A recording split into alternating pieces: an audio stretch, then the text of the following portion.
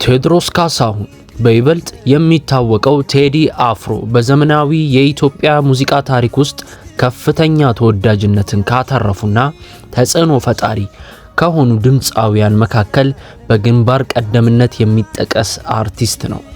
የሙዚቃ ስራዎቹ ፍቅርን፣ ይቅርታን፣ የሀገር አንድነትን፣ ታሪክንና ማህበራዊ ጉዳዮችን በጥልቀት የሚዳስሱ በመሆናቸው በብዙ ሚሊዮኖች የሚቆጠሩ ኢትዮጵያውያን ዘንድ ትልቅ ክብርና ፍቅር አለው።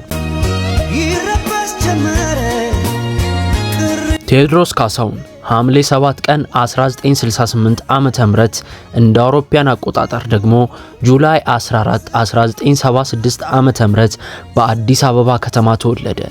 ያደገውም በተለምዶ ቀጨኔ ተብሎ በሚጠራው የአዲስ አበባ ሰፈር ውስጥ ነው።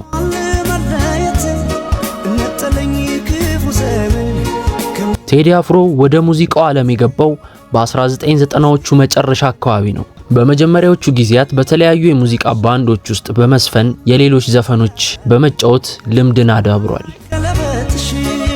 ሆኖም የራሱን ሙዚቃ ስልትና ድምጽ በማግኘት በህዝብ ዘንድ ለመታወቅ ብዙም ጊዜ አልወሰደበትም። ወደ ታዋቂነት ያመጣውም ትልቁ አጋጣሚ አቦጊዳ የተሰኘው የመጀመሪያ አልበሙ ነው።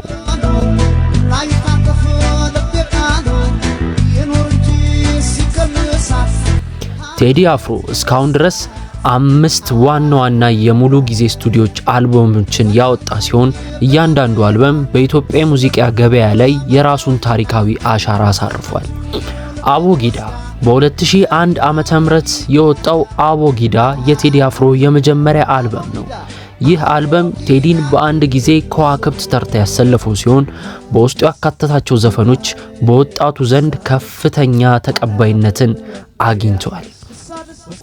ያስተሰርያል በቴዲ አፍሮ የሙዚቃ ህይወት ውስጥ ብቻ ሳይሆን በኢትዮጵያ የፖለቲካና የማህበራዊ ታሪክ ውስጥ ጥልቅ ስፍራ የሚሰጠው አልበም ነው። አልበሙ የወጣው በ1997 ዓመተ ምህረት ጥቁር ሰው ከረጅም ጊዜ ዝምታ በኋላ ያወጣው ጥቁር ሰው አልበም ቴዲ አፍሮን ወደ ታሪክ አውድ የተመለሰበት ስራ ነው። አልበሙ በዋናነት የአድዋ ጦርነት ለአጼ ሚኒሊክና ለኢትዮጵያውያን ጀግኖች የተዘፈነ ነው።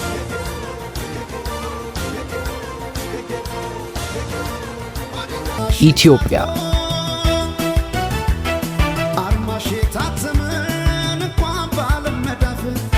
በግንቦት 2009 ዓመተ ምህረት የተለቀቀው ኢትዮጵያ አልበም ቴዲ አፍሮን በዓለም አቀፍ ደረጃ ያስጠራ ስራ ነው። በቢልቦርድ ስኬት ይህ አልበም ከተለቀቀ በኋላ በአጭር ጊዜ ውስጥ ቢልቦርድ ወርልድ አልበም ቻርት ላይ አንደኛ ደረጃን በመያዝ ታሪክ ሰርቷል።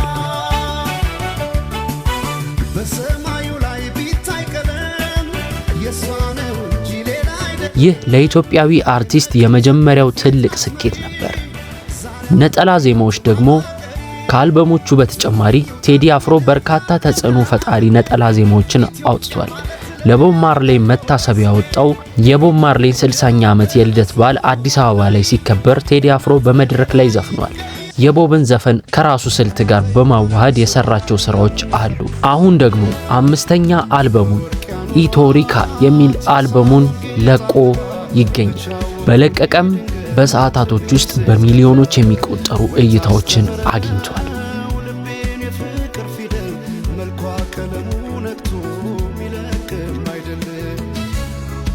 ተመልካቾቻችን የቴዲ አፍሮ ታሪክ ይሄንን ይመስላል። ሰብስክራይብ፣ ላይክ፣ ሼር ማድረጋችሁን አትርሱ። በቀጣይ ቪዲዮ እስከምንገናኝ ድረስ ሰላም ቆዩ።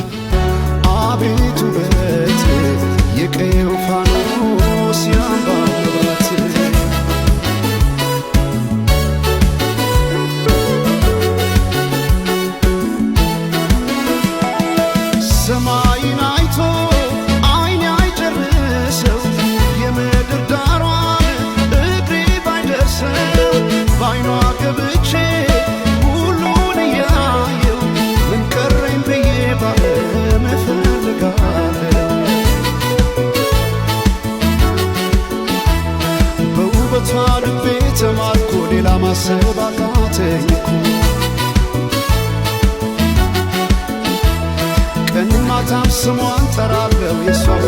በሷ ብላ